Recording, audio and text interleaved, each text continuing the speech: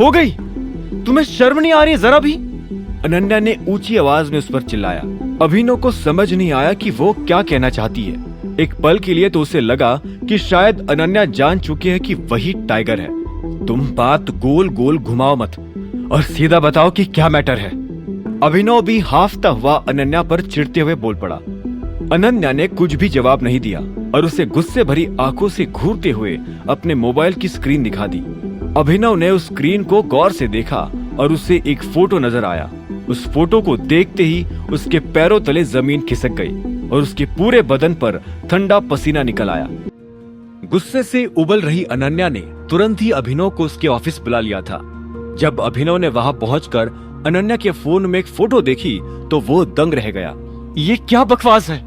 ये चाहत क्यों तुमसे इतना चिपक कर बैठी है और तुमने उसकी कमर पर क्यों हाथ रखा हुआ है? अनन्या ने दांत पीसते हुए कहा। अभिनव अभी भी हैरानी से उस फोटो को देखे जा रहा था। वो उस फोटो में चाहत की कमर पर हाथ रखकर उसकी ओर देखकर बात जरूर कर रहा था, लेकिन अभिनव को याद आया कि ये फोटो तब की थी जब उन दोनों के सामने अर्जुन और श्याम खड़े थे। ये सब क्या है? समझा सकते हो? अनन्या ने एक एक करके स्वाइप करते हुए और भी फोटोज दिखाए।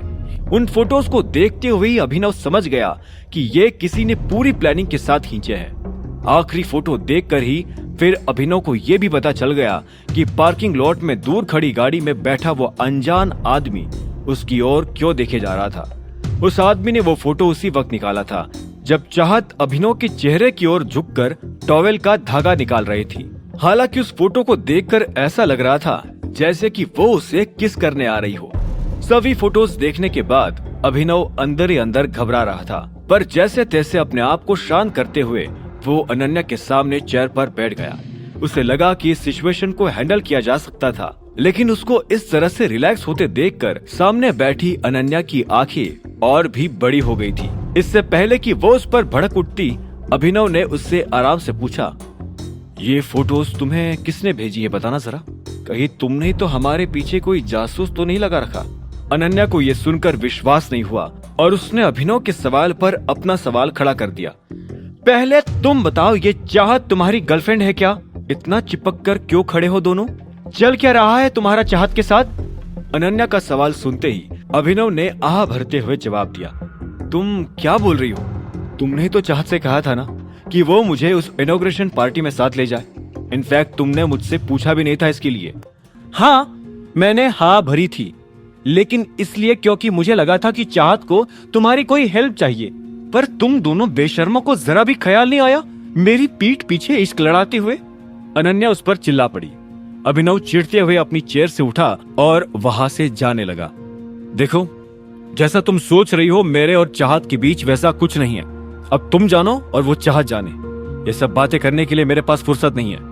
अभिनव को जाता देख अनन्या अपनी जगह से उठकर उसके सामने आ गई। गुस्से से उसकी आंखें भी लाल होकर अब भर आई थी।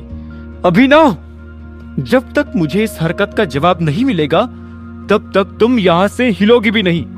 अभिनव ने अनन्या के हाव भाव देखकर एक गहरी सांस ली और उसे एक लाइन में समझाने की कोशिश की। देखो, चाहत को यही हेल्प चाहिए थी। हम दोनों के बीच कुछ नहीं है, समझी? इस बात को ज्यादा खींचने की जरूरत नहीं है। अभिनव की रूखी आवाज सुनकर अनन्या की आंखों में से आंसू निकल आए और वो सिसकने लगी। तुम्हें ये बात कितनी छोटी लग रही है? एक बार ये भी तो सोचो कि तुम शादीशुदा हो। शादी के बाद भी दूसरी लड़कियों के साथ मिलना और तो मेरी फ्रेंड के साथ ही अफेयर करना। आखिर करना क्या चाहते हो तुम? अनन्या की बात सुनकर अभिनव को थोड़ा बुरा लगा, लेकिन फिर उसने सोचा कि ये लड़की कौन सा उसे अपने पति की तरह प्यार करती थी। तुम शादी की बात कर रही हो? तुम खुद मुझे एक हस्बैंड जैसी इज्जत देती भी हो। तुम्हारा पूरा परिवार मुझसे इस तरह से पेश आता है कि मैं घर का कोई नौकर हूँ। अभिनव की शिकायत सुनकर अनन्या और भी ज्यादा चीखने चिल्लाने लगी। बकवास बंद करो, जो भी हो, पर मेरी फ्रेंड के साथ कुछ करने की हिम्मत मत करना। आगे की कहानी जानने के लिए देखें अगला एपिसोड सिर्फ पॉकेट एफएम के यूट्यूब चैनल पर, और द रिटर्न ऑफ टाइगर के सारे एपिसोड्स को सुनने के लिए डिस्क्रिप्शन में दी लिंक से डाउनलोड करें पॉकेट एफएम ऐप।